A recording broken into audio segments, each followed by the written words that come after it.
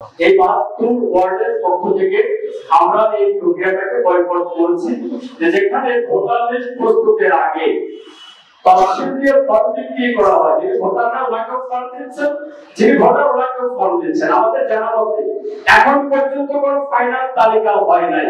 যে তালিকাটা ফর্মটি আমরা দিচ্ছেন, ওই তালিকায় নির্বাচন কমিশন সহ টিমের কারণ কোনো স্বাক্ষর নেই। সুতরাং ওইটাকে আমরা কোনো তালিকা বলতে পারি না। এই অনিয়মের কারণে প্রক্রিয়াটাকে আমরা বয়কট করছি। আমাদের নেতা কর্মীরা এই প্রক্রিয়াটাকে লাল কার্ড দেখিয়েছে। আমরা তাদের এই অবৈধ ফর্ম সংগ্রহ করি নাই, কোন মনোনয়নপত্র আমরা ক্রয় করি নাই, এবং আমরা ঘোষণা করছি আমাদের পক্ষ থেকে এই প্রক্রিয়াটাকে আমরা সম্পূর্ণরূপে এর সাথে দ্বিমত পোষণ করি। আমরা এই প্রক্রিয়া যাতে নস্যাৎ হয়, মোহাম্মদপুরের বিএনপিকে ঘুরে দাঁড়াতে পারে, আর সেই কারণে আজকে উপজেলা বিএনপি 72টি ওয়ার্ডের নেতা কর্মীকে নিয়ে আজকে আমাদের এই আয়োজন। আমরা দুঃখের সাথে লক্ষ্য করেছি যে আমরা যে ফর্ম দাখিল করেছিলাম, সেই ফর্মে একটি মহল তাদের স্বার্থ চরিতার্থের জন্য আমাদের পক্ষের সমস্ত কাগজপত্রকে তারা বিয়োজন করেছে। বিয়োজন করে তারা বলেছে আমরা নাকি ফর্মের সাথে কোনো কাগজপত্র দাখিল করি না।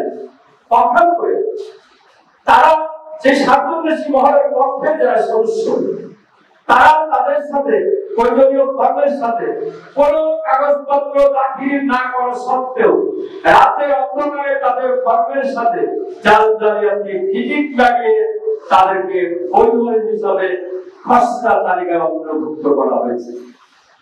তালিকায় আমরা অত্যন্ত ঘৃণিত এবং নিন্দা জ্ঞাপন করছি যে তাদের মানসিকতা কত ছোট ছিল। ফর্মগুলোকে দুই ভাগে ভাগ করেছে।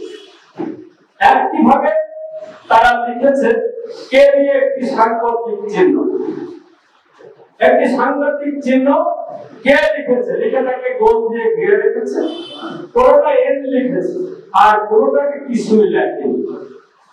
কে হচ্ছে কাজী কামাল, এর হচ্ছে নয়ন, আর যেটি বাদ রেখেছে সেটা হচ্ছে আমাদের আগুন ভাগা আমাদের। এবং এই সাংকেতিক চিহ্ন দিয়ে তারা যখন ওগুলোকে পর্যালোচনা করেছে, সেখানে কে আর এন কে তারা অগ্রাধিকার দিয়েছে, তাদের নাম অন্তর্ভুক্ত করেছে, আর আমরা বৈধ থাকা সত্ত্বেও আমাদেরকে কার্যকরী করেছে। প্রিয় সাংবাদিক, আমরা অত্যন্ত দুঃখের সাথে জানাচ্ছি বিগত 17টি বছর আমরা আওয়ামী সরকারের বিরুদ্ধে, আওয়ামী লীগের বিরুদ্ধে আন্দোলন করেছি। জুলাই আগস্ট আন্দোলনে বাংলাদেশের গণতন্ত্র পুনরুদ্ধার এবং এদেশের মানুষের ভোটাধিকার ফেরত দেওয়ার যে প্রতিশ্রুতি বিএনপি দিয়েছিল, সেই দাবির সাথে ছাত্র জনতা একাকার হয়ে বুকের তাজা রক্ত বিলিয়ে দিয়ে তারা 24-এ বাংলাদেশটাকে নতুন করে আবার স্বাধীন করেছে। কিন্তু আমরা দুঃখের সাথে লক্ষ্য করেছি বিএনপি এই সদস্য নবায়ন প্রক্রিয়ায়, বিএনপি এই দল পুনর্গঠন প্রক্রিয়ায় সেই আওয়ামী লীগের অনেক লোককে প্রাধান্য দিয়ে খসড়া তালিকায় অন্তর্ভুক্ত করা হয়েছে। পক্ষান্তরে যারা বিএনপি দীর্ঘ আন্দোলন সংগ্রামে আন্দোলন করেছে, রাজপথের থেকে তারা যুদ্ধ করেছে, তাদেরকে সেখানে বাদ দেওয়া হয়েছে। যে জেলার 6টি ইউনিট আছে, 4টি থানা ইউনিট, একটি মোহাম্মদপুর চলছে সম্পূর্ণ তার উল্টা। কি কারণে এখানে